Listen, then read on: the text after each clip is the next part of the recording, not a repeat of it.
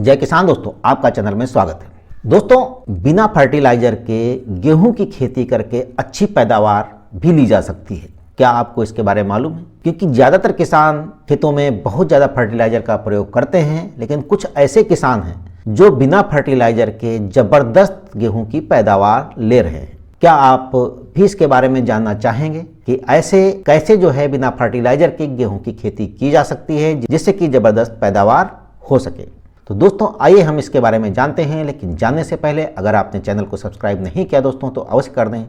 साथ ही साथ दोस्तों बेल आइकन की घंटी को जरूर दबाएं और दोस्तों लाइक व शेयर भी करें।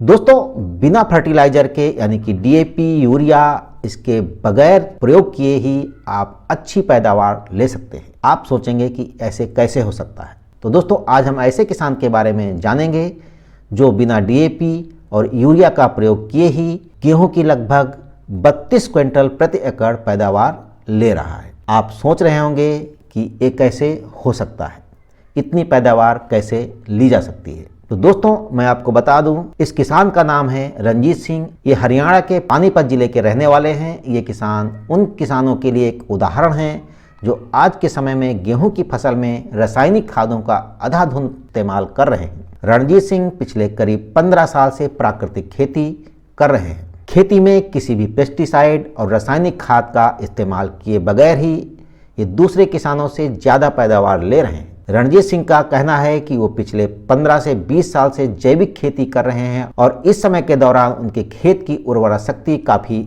बढ़ चुकी है। इनका कहना है कि गेहूं के पौधे को बढ़ने फूलने के लिए पोषक तत्वों की जरूरत पड़ती है। अगर इन पोषक तत्वों की पूर्ति जैविक तरीके से ही कर दी जाए तो इनमें किसी भी तरह से केमिकल का इस्तेमाल करने की जरूरत नहीं पड़ेगी। यानी कि वो फसल में हमेशा जैविक खादों का प्रयोग करते हैं जिससे फसल का किसी तरह से केमिकल की जरूरत नहीं पड़ती है। दोस्तों, उन्होंने खेत में ही बायोगैस प्लांट लगा रखा है और उससे तैयार होने वाली सैलरी को लिक्विड फार्म में और इसके साथ ही वर्मी कंपोस्ट और जीवामृत का इस्तेमाल अपनी फसलों पर वे करते हैं। और इस बार जो है इस किसान ने गेहूं की देसी किस्म DG9 की फसल लगाई है और जैविक खादों के इस्तेमाल से इस किसान ने पिछली बार जो है 70 मण पैदावार ली थी और इस बार कम से कम 80 मण पैदावार मिलने की उम्मीद है। दोस्तों, इस किसान का आपने अगर ध्यान दिया तो एक ही फार्मूला है। एक तो जैविक खेती करते हैं और साथ ही किसी भी फसल को उसके पोषक तत्वों की जरूरत होती है, चाहे वो आप जैविक तरीके से करें और चाहे आप जो है केमिकल तरीके से उस फसल को उपलब्ध कराएं।